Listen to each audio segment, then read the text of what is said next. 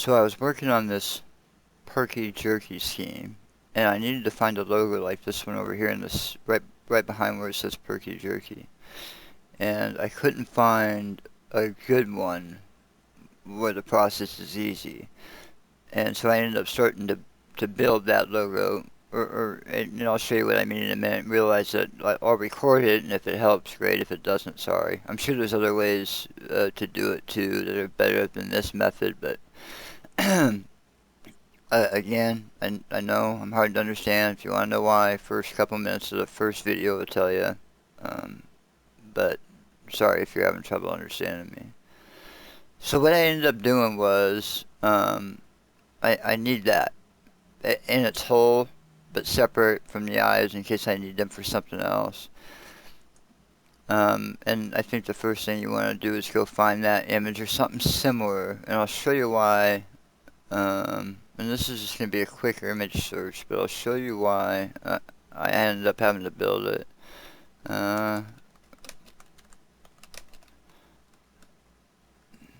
Also, I did other search words and stuff to try to find a better image, but really what I'm looking for is that one right there. And you know, I've done a lot of searches, and that one's tough to find by itself. You know, nice and big and something that can be cleaned up easy to use it. So eventually I said, screw it, I was tired of looking. So this one was really big, which means I can blow this up when I recreate it. It doesn't have to be that small. So you go to visit the image, or view the image. I always do this. I don't know. I think you get it bigger this way. Copy image. Okay. Right click. Copy image once you get to it. And then go to your any Gimp window that you already have or whatever. There's a shortcut, but what you can do is if you right click, now because we copied that to our computer clipboard, you know, you don't see it, it just saves it there. One time deal.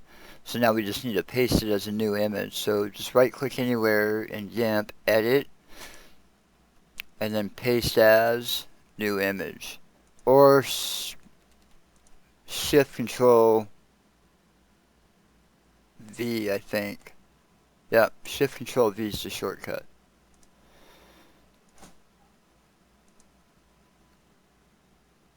So now what we're going to do is create our own version of that logo. Also, I'm feeling a bit under the weather, so I know I'm tougher to understand than normal even. So the first thing you want to do is right click. Remember, right click when you're not sure what to do. Right click, click. We want to create a new layer, and we're going to blow this first one up. Actually, what we're going to do is we're just going to crop everything to that. So, because that's all we're after. So if you just do a little rectangle selection around it, and if you right click, go to image, and if you hit crop to selection, every layer will crop to that size. If you want to just crop that layer itself, go to layer. So if it's something you want to do to layers, go to layer. If it's something you want to do to image, the whole image as a whole, go to image. So image, crop to selection. Now if you hold control and mouse wheel forward, it's just a shortcut for zooming in and out. Mouse wheel in and back. So to see how big this really is, just go to image, view, and just change that to 100%, and now I'll show you roughly the size of it. And then you could, you know, we can make it bigger so our original image is bigger, but that's probably going to be, maybe we will increase the image size just so we can make a cleaner one. So we'll just go to image, scale image, and we'll keep the aspect ratio the same. Let's just double it, because it's not going to matter for what we're doing. So that's 100%, that's pretty good size. So click on your new layer, and we only have to do half of this. Anything that's asymmetrical like that, you just have to do half and then flip it over. So zoom in on it, and grab your pass tool. That's how I do it. And I just start making dots. Still, you're on your new layer. Get your pass tool and just start putting your these little nodes wherever you think you're gonna have to make the changes here. And some are needed. You learn how to use more and less every time you do this sort of thing. And we also need one on the inside. So if you hold shift right now, it'll start a whole new set of these instead of continuing from that last spot. So hold shift, one dot, and now we can do the inside with these as well. And then we can cut it all out at once. And I'll show you what I'm talking about. So now what I do is I just zoom in. We only need half of this, but a little over half isn't going to hurt. Oops. Controls these always back up, and I just grab these little... The closer to the dots you grab, does different things. And you kind of learn all that stuff when you're playing with these. But so I'll move that one down, and then I'm going to start from this side and start dragging it up. And that way you can kind of do two different things with the same nodes. And I get probably more picky than I need to with stuff like this, but it is what it is. You guys just have to deal with it.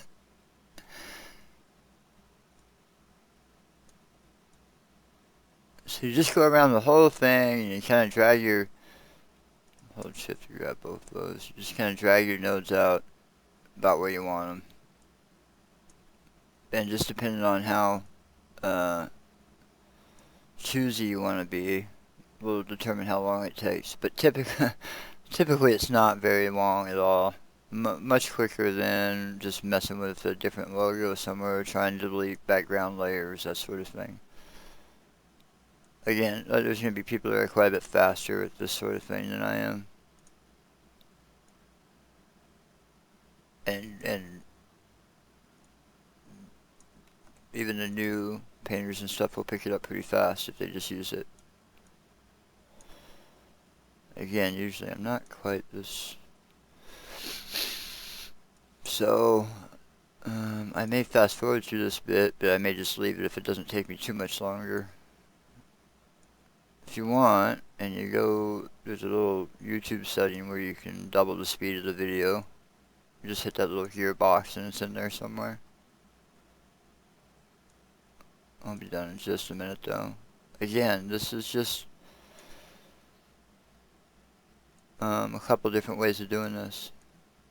And certainly there's going to be easier ways. But for me, when I really want a super clean logo, I'm going to add a dot. This is typically what I do. And it doesn't matter how complicated it is. I'll do just parts of logos separately because they're a little bit harder to do and still get the same results. It just takes time. And it just depends on how much, you know, you want to put into. So that looks pretty good. So we're just going to do, you know what, we should do the eyes while we're here too. Let's do that and see if I can do it without screwing everything up. So hold shift, make your dot, dot, dot. Leave it out there because it'll get in a mess if you bring it in too soon. So just move this dot here, that one's there. Pull it out to where and then you can grab these little corners here if you want to fine tune it. Also, this is going to have to be up a little bit higher up here.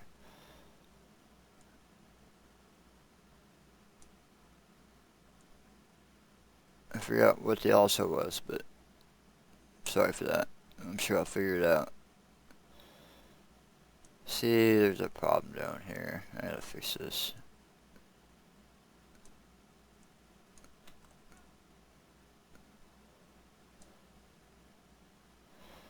I think that's probably going to be good for what we're doing.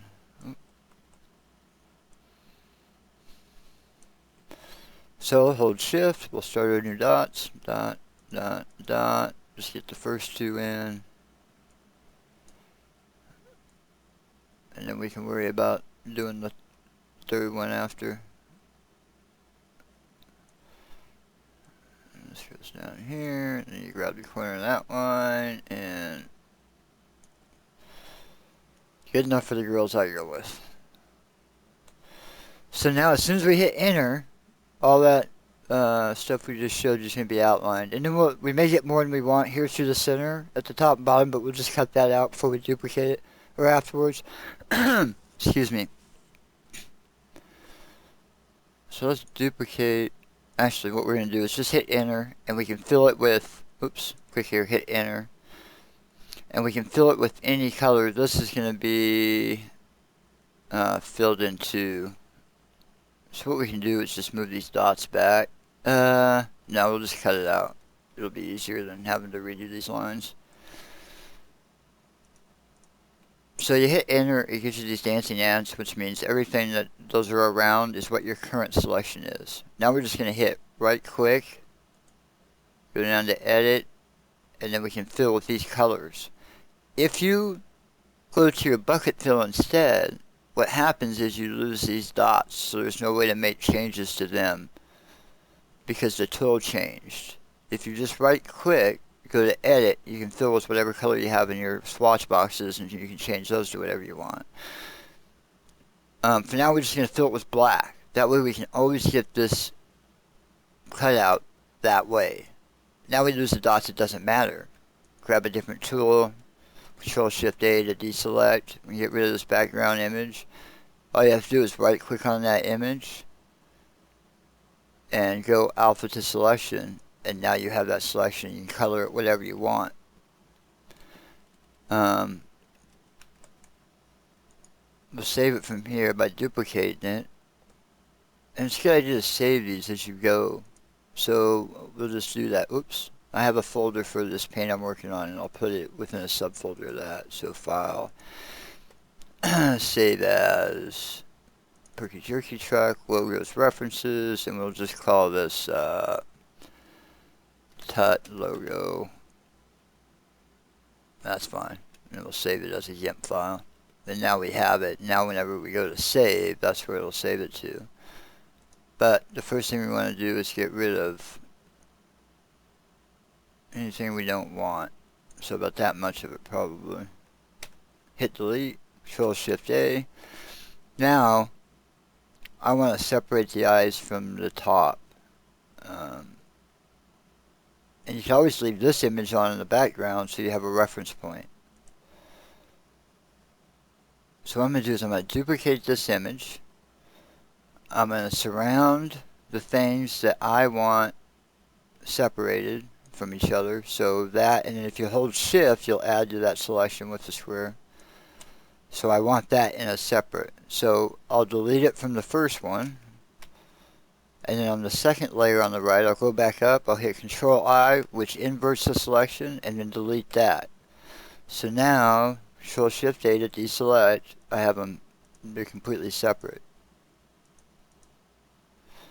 The first thing I'm going to do is duplicate the outside one, because that one's going to need the most work probably. You can grab your transform tool over here, and just click in here.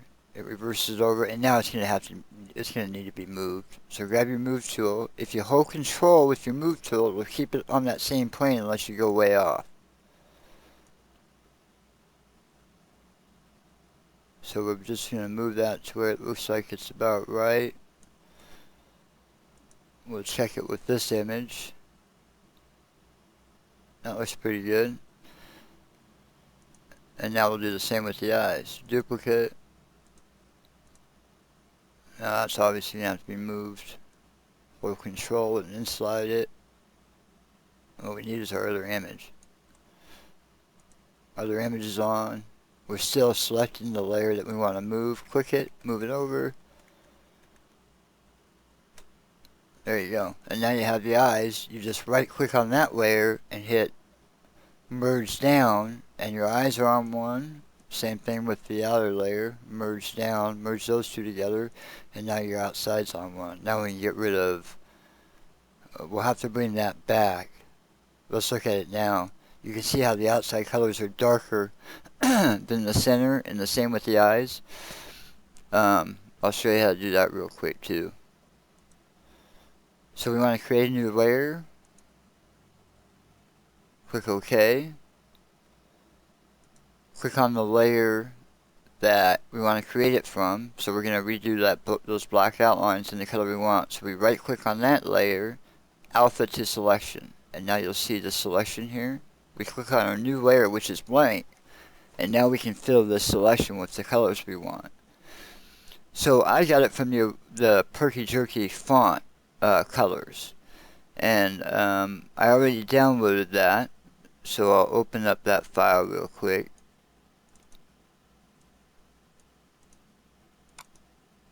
I think it was this one here.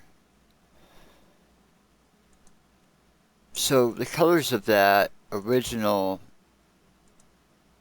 are the same colors, I think, and this is what I used, of this Perky Jerky thing.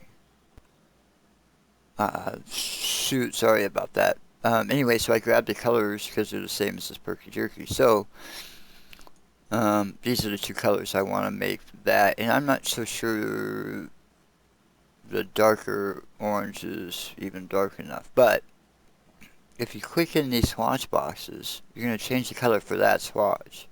So we click in that, we click this little eyedropper, and then we'll click this darker orange one first, and you see how it changes that color. So now you have that in your swatches, and then we're going to do the same thing with this orange one. You don't have to switch sides. So if you click the orange one down here, and now we want the lighter yellow one, click OK. Now we have our two colors. Now what we want is this gradient fill. And there's a bunch of options under, sorry about that, under this tab here. And we want the foreground to background not as a flat separation, but as this one down here. You could also go, foreground to transparent and make all those changes. So we click this one here, which we already have. And then we want to make it bilinear so that the darker sides, we'll just move it from the center out and see what we end up with. So now we're going to click, we have our new layer highlighted. Just go to the center somewhere, hold Control, which gives you these flat angles. If you let go of Control, hold Control, it comes straight across. And we'll start from about there out, see where we end up. Okay, now we got the dark on the inside and the light on the out. So Control Z to back it up. Just hit this little reverse button, and then do the same thing. Hold Control, about not quite enough yellow in the center.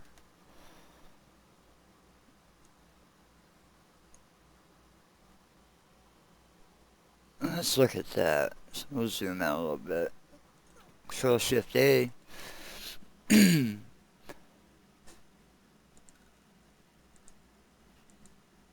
Now ours is cleaner, so it doesn't have that rougher look, so it's really tough to tell. The outside can probably be darker, but we'll leave them like this for now. Now we want to do the same thing with the eyes and nose. I don't know if they did those separate. So what we'll do is we'll just get that out of our mind. Click on the eyes and nose. Right click on it, go to new layer. So now we have a blank layer above it. Click on it again, the eyes and nose. Right click, alpha to selection. And now we'll get rid of the eyeball, just makes it not visible. So now we have that selection in, and we want to do basically the same thing, it looks like. So hold Control and drag out. Control Z, it needs to go further.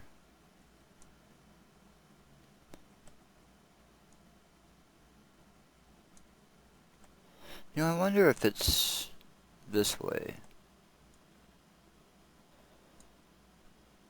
I think it might be like that.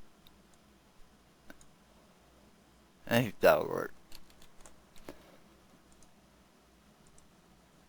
So there, now you have your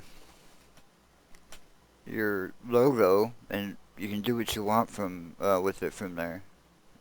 So you have the outside one, you have the eyes one, and it's yours, and it's clean, and I mean, it's not yours, right? I mean, the company owns it, but you know what I mean. So that's how I go about doing it. I know this video took longer than I wanted it to, but I appreciate you guys watching, and thanks. And I plan on doing more of these. I'm off for a little bit, so as I'm resting up and have time, I'll do these when I can. Thanks, guys. So if you stuck around a little bit longer, I figured I'd just show you what I was working on. Here's that truck armor. This is just what I've got done so far on the template. This stuff was not. It's a lot of layers, but it was fun. I like doing replicas. I mean, it's not perfect, but it's not too bad. Here it is in the sim, sorta. And it's tough to get. I don't know. It's not too bad. It was tough though. It was tougher than I thought it would be. And then if you want to see what the actual paint looks like, I need to open it up. Oh wait, this one.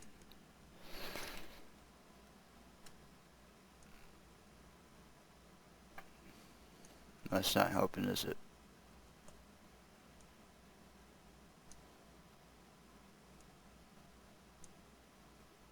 Yeah.